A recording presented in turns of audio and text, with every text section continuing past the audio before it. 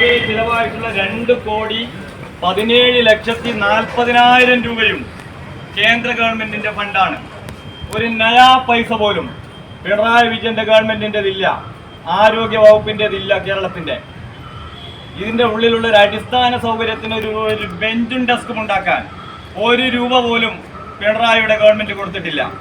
ഇവിടെയാണ് നിങ്ങൾ കാണേണ്ടത് 68,000 കോടി രൂപയുടെ ദേശീയപാത നിർമ്മാണത്തിൽ 23,000 കോടി രൂപ സ്ഥലമേറ്റെടുക്കാനുള്ളതിന്റെ 25% 5,750 കോടി രൂപ ഞങ്ങൾ കൊടുക്കുമെന്നും പറഞ്ഞ് 5,000 കോടി രൂപ മാത്രം കൊടുത്ത് ആ കേന്ദ്ര പദ്ധതിയെ അട്ടിമറിക്കുന്ന തരത്തിൽ സമാന്തര ഉദ്ഘാടനം നടത്തിയിട്ടുള്ള മുഹമ്മദ് റിയാസിനോടാണ് പറയുന്നത്, ഇത് അന്തസ്സോടുകൂടി അഭിമാനത്തോടുകൂടി കൊടുത്ത 2,17,40,000 രൂപയും നരേന്ദ്രമോദി ഗവൺമെന്റിൻ്റെതാണ്.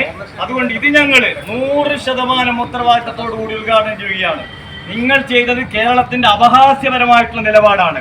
കാരണം കേവലം സ്ഥലമേറ്റെടുക്കാനുള്ള 23,000 കോടിയിൽ 5,750 കോടി 25% ഞങ്ങൾ തരുമെന്ന് പറഞ്ഞ് 5,000 കോടിയും കൊടുത്ത് ജനങ്ങളെ കബളിപ്പിച്ചിട്ടുള്ള നിങ്ങൾക്കെതിരെയുള്ള താക്കീതാണ്.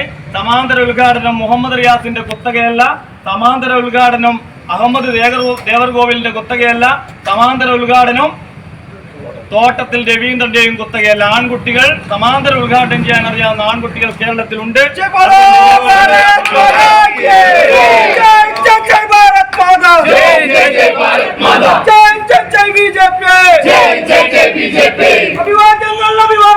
അഭിവാദ്യങ്ങൾ